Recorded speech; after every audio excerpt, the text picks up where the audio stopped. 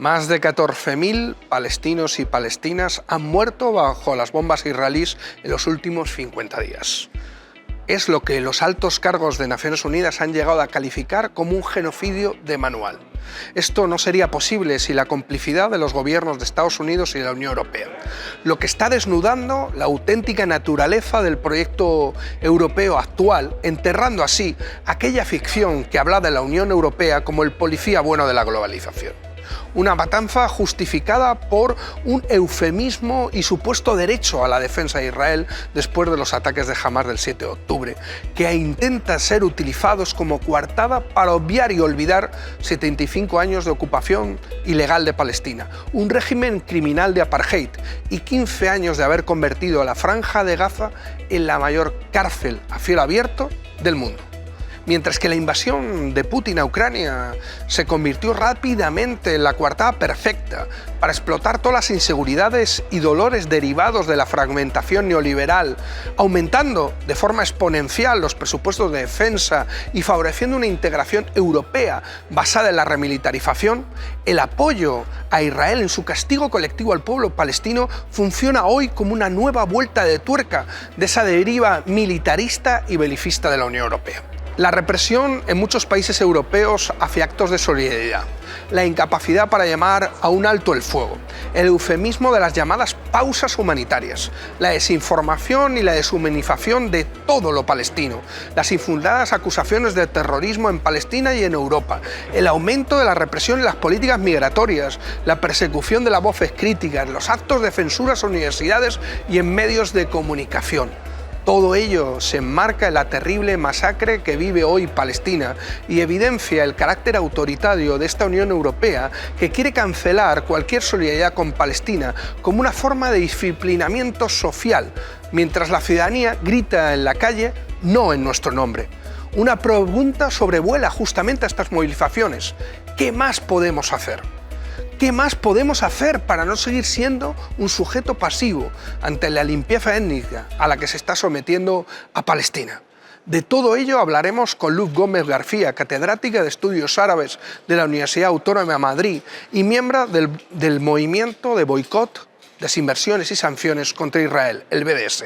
Pero antes de nada, queríamos terminar mandando nuestro apoyo al pueblo palestino, cuya existencia es ya en sí mismo un acto de resistencia. Desde aquí, desde el Parlamento, por una Palestina libre.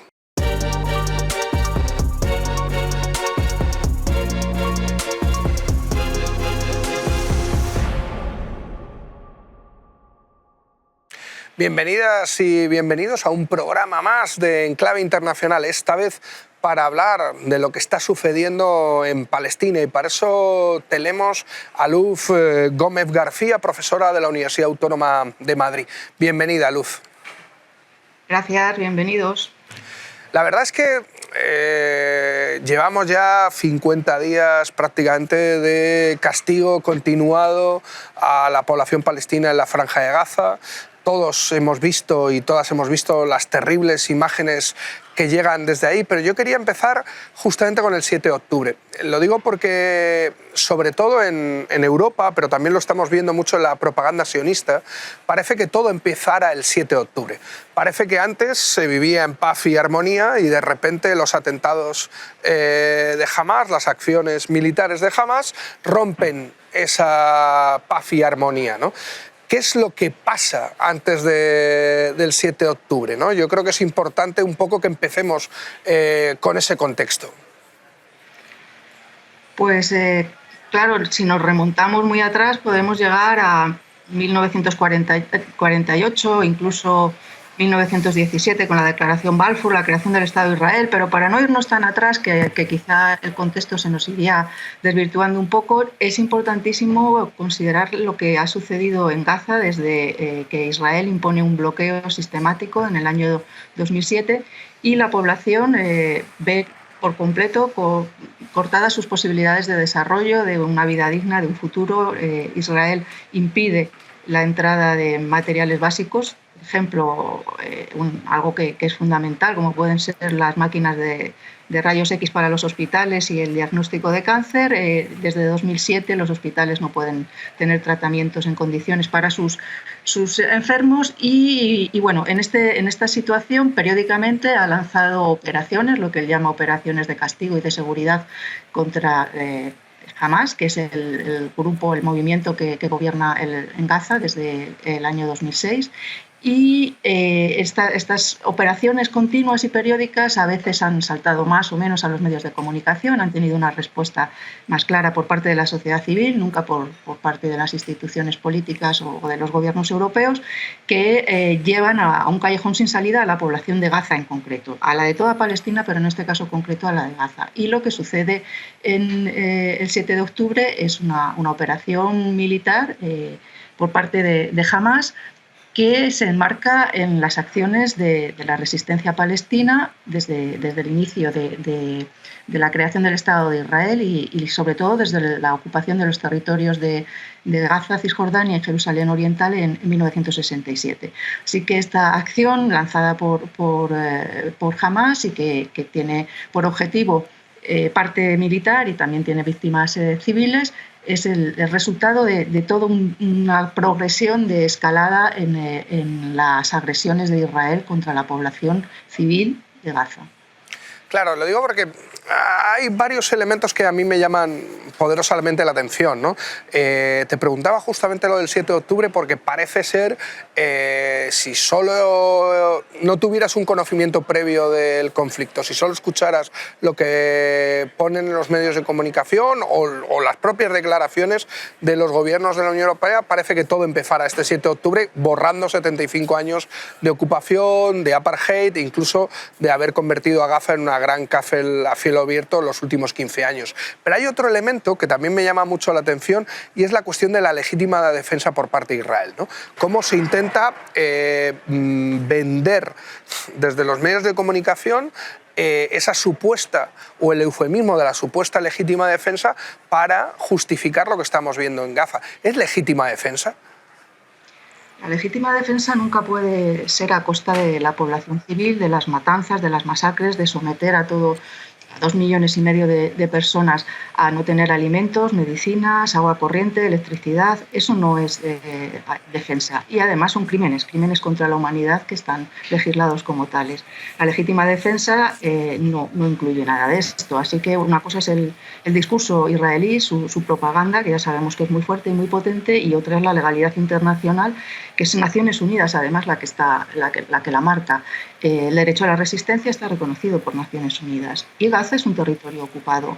Naciones Unidas sigue considerando a Israel responsable de la ocupación de Gaza, por más que él dijera que se desconectara y que no es responsable de él. Y aún no siendo...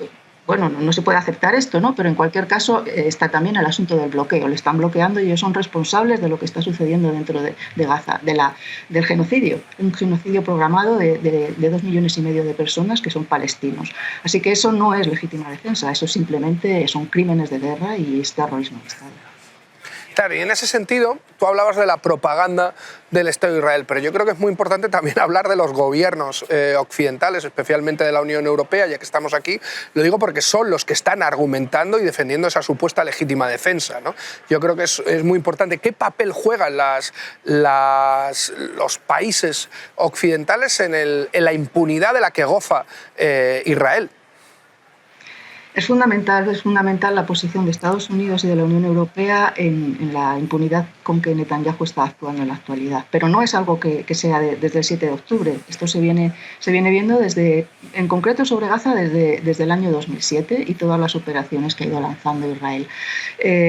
La Unión Europea se desentiende cuando no es algo ya muy llamativo como en la actualidad, que también a nivel de la sociedad civil europea empieza a lo mejor a tener problemas para algunos gobiernos. Se desentiende por completo de lo que sucede en Palestina. De hecho, ahora mismo estamos todos fijándonos en Gaza, nos centramos en lo que está sucediendo allí, pero mientras los colonos, el ejército, las fuerzas de seguridad israelíes están entrando en las ciudades de Cisjordania, que supuestamente están en territorio A, bajo control administrativo y militar de la Autoridad Nacional Palestina, están entrando en Jenin, en Ramallah, en Nablus, están deteniendo, matando, los colonos entran y hacen racias auténticas, como unos pogroms por los pueblos de Palestina, quemando casas, olivares, coches, y la Unión Europea no se fija en eso. Siempre los gobiernos europeos de manera puntual responden circunstancialmente, como en este momento, cambiando a veces un poco el tono de su respuesta.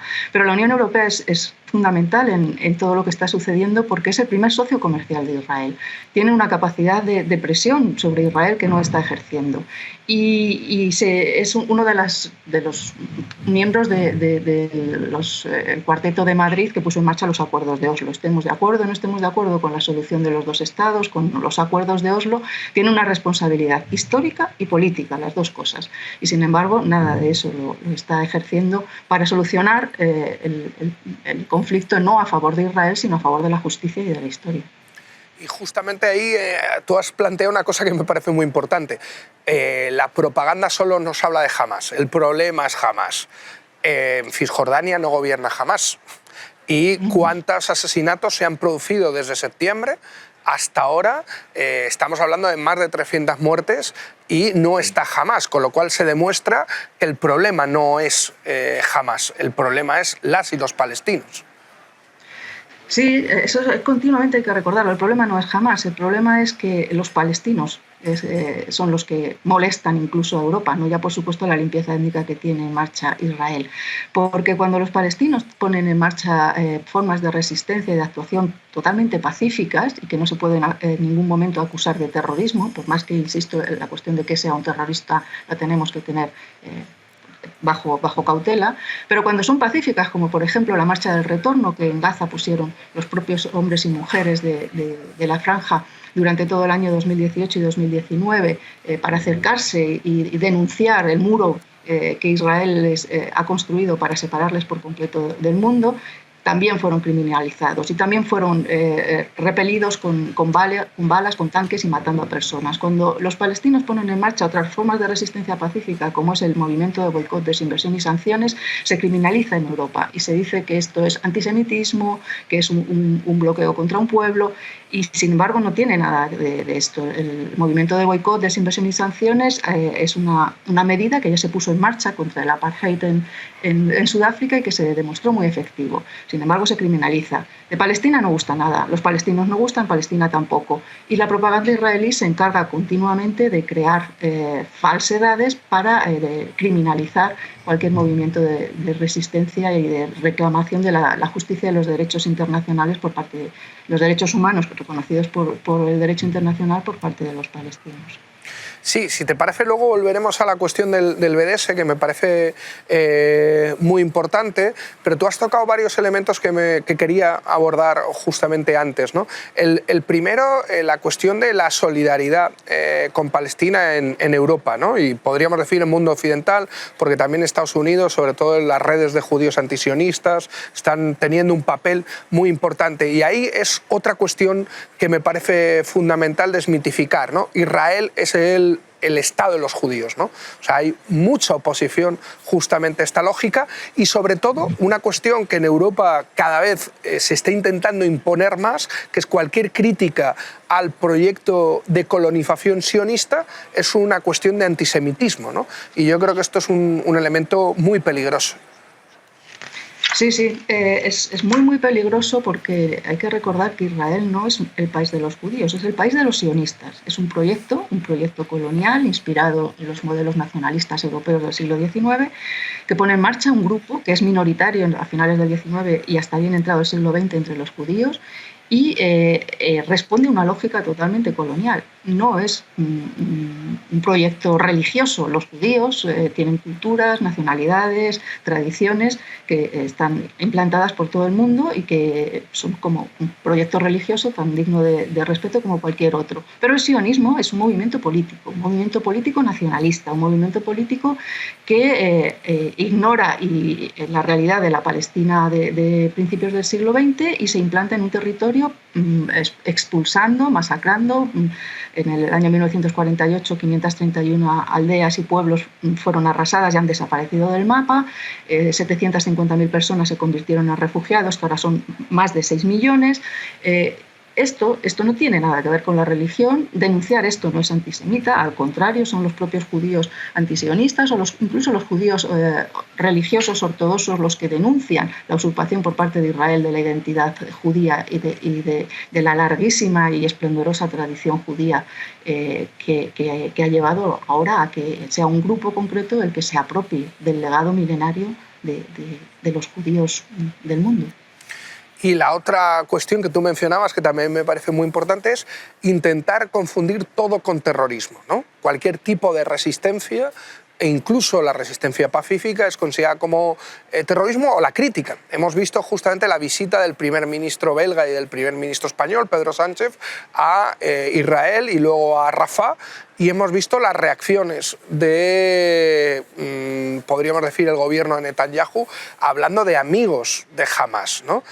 ¿Cómo valoras esta visita?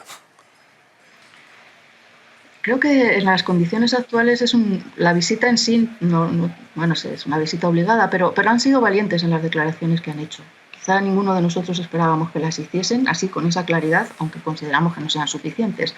Pero es un paso importante, creo que supone un punto y aparte en la política europea hacia Israel. Y también es muy importante cómo ha respondido Netanyahu, por más que haya sido un auténtico despropósito y desproporcionado, porque no ha sido para tanto tampoco lo que han dicho Pedro Sánchez y Koch, pero es importante porque también nos da una idea de cómo funciona el gobierno israelí y hasta qué punto está dispuesto a llegar en su desmanes y en la impunidad de la que goza. Creen que son capaces incluso de hacer algo semejante. Así que en ese sentido, pues bueno, bienvenida la respuesta de Netanyahu. Yo opino esto, no sé si es un poco por ser optimista de alguna manera, pero creo que está bien porque ha despertado a algunos que no querían enterarse todavía de lo que estaba sucediendo y de hasta qué punto el fascismo de Netanyahu y de su gobierno puede llegar. De hecho, no es casualidad que justamente en Bélgica, en España y en Irlanda tengamos quizás los movimientos de solidaridad más importantes con Palestina en este momento, que hayan motivado justamente estas declaraciones por parte del gobierno, en este caso de los primeros ministros. Pero estamos viendo, y es algo que a mí me preocupa especialmente, una especie de sarampión o de fiebre macartista en el conjunto de Europa que ha intentado cancelar la solidaridad con Palestina. Hemos visto el tema de los deportistas en Alemania o en Francia que se solidarizaban con Palestina siendo expulsados de sus propios equipos. Hemos visto como el NPA, el nuevo partido anticapitalista en Francia, tiene un proceso de ilegalización por hablar del legítimo derecho a la resistencia armada o no armada del pueblo palestino. La cuestión de las prohibiciones de las manifestaciones, ¿no? Yo siempre digo que muchas veces lo que estamos viendo no solo va de Palestina, sino también va de luchar por nuestras propias libertades, ¿no? El derecho a la protesta, que es una cuestión básica. ¿Cómo estás viendo tú esta situación a nivel global, incluso en Reino Unido, la imposibilidad de llevar una bandera palestina? Sí, fíjate esto, pero venía ya sucediendo. Lo que pasa es que ahora lo empezamos a sentir o a ver más directamente porque el movimiento de solidaridad con Palestina se ha hecho más extenso. Pero la persecución a la que estaba siendo sometido todo el movimiento organizado y bastante con una trayectoria histórica de 20 años, por lo menos, o más, de apoyo a Palestina, venía siendo criminalizado gracias a las redes y también a la financiación de Israel en los distintos estados para poner en marcha campañas jurídicas contra individuos, contra grupos. Y a lo que ahora asistimos es a un intento de agudizar esto, pero con el apoyo incluso de los distintos gobiernos, que también, si no directamente, se habían lavado las manos de lo que estaba sucediendo.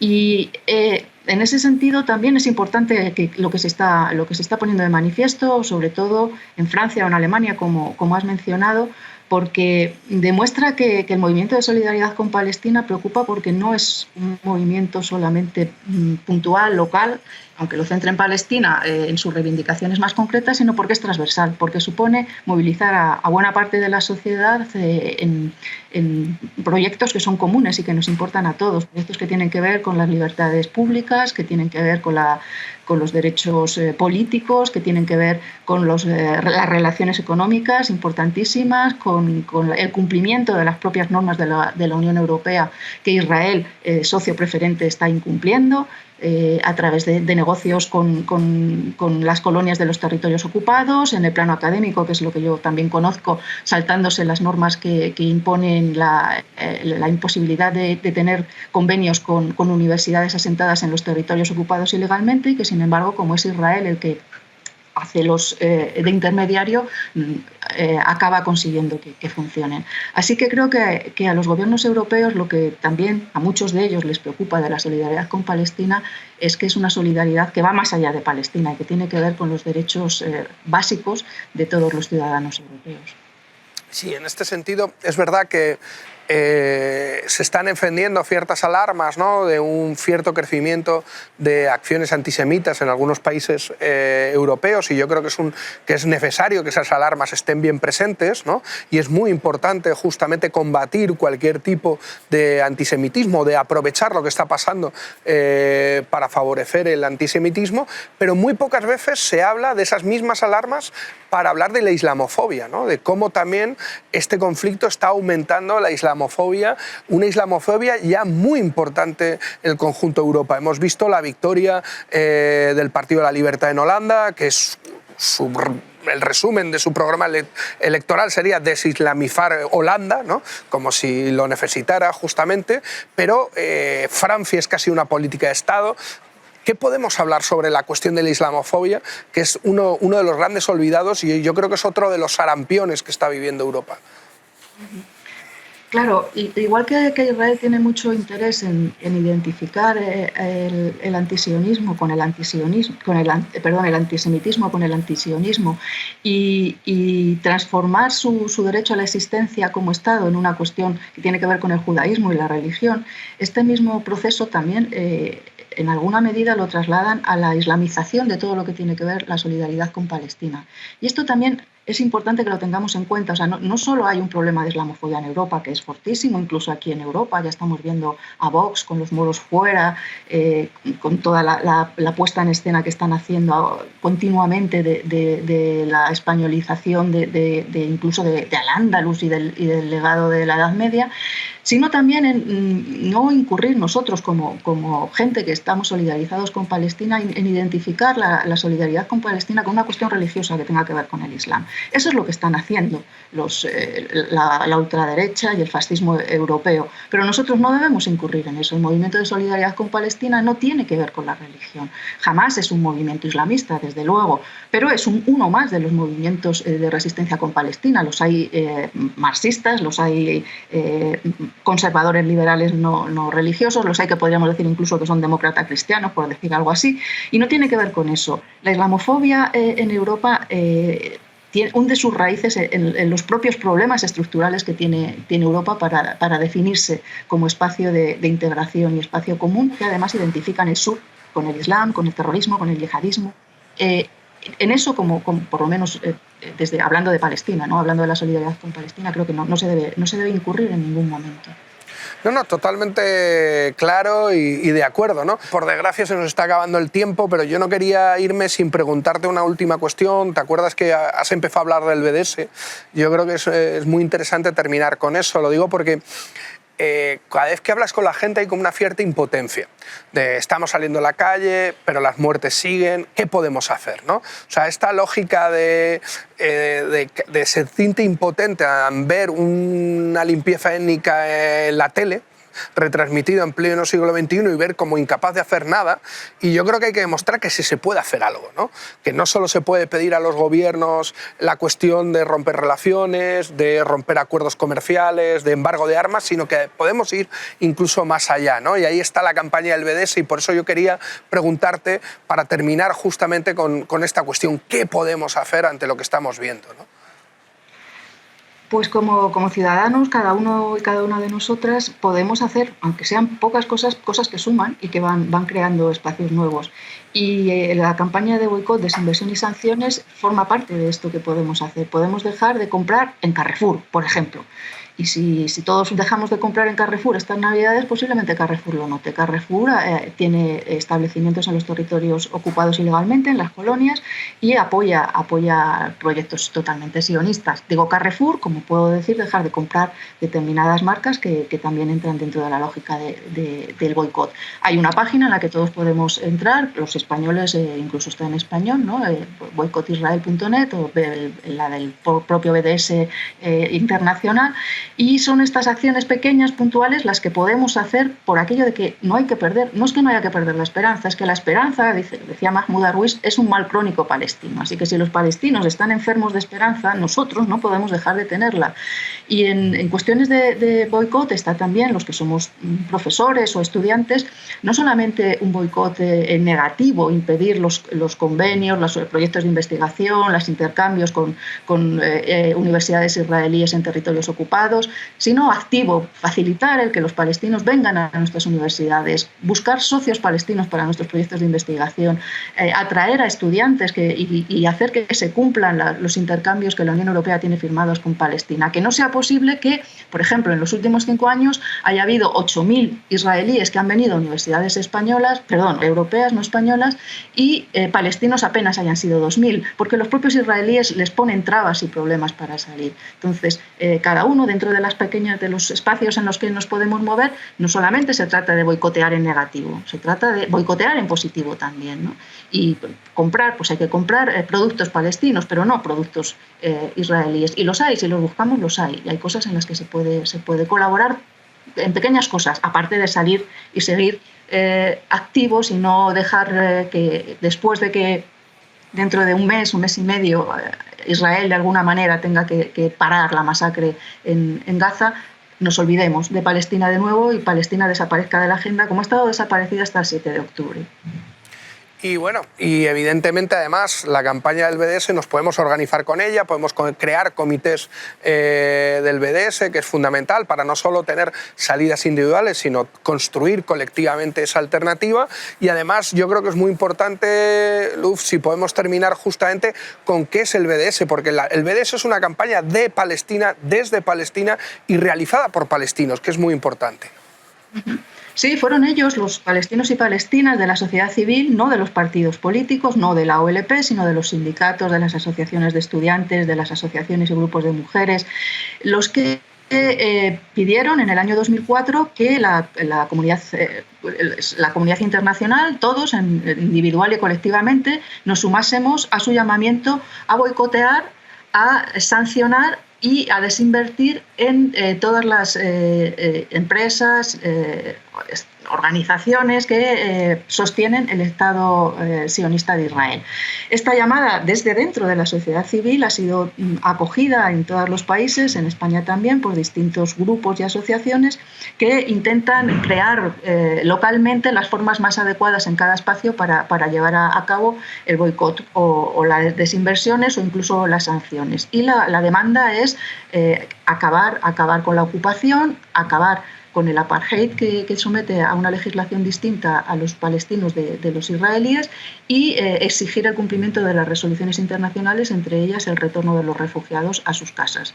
La campaña del BDS no somos nosotros desde Occidente los que vamos diciendo qué hacer o qué no hacer, sino que es desde la sociedad civil palestina los que dan las líneas generales y en cada espacio, como he dicho, se buscan las maneras más apropiadas. Por ejemplo, aquí en España también tenemos en marcha dentro del BDS el proyecto de espacios libres de apartheid, que es a nivel local, a nivel de puestos de trabajo, de ayuntamientos, de colectivos, buscar la manera de llamar la atención de la necesidad de romper cualquier vínculo con los negocios o las relaciones institucionales que promueven el sostenimiento del régimen de apartheid israelí.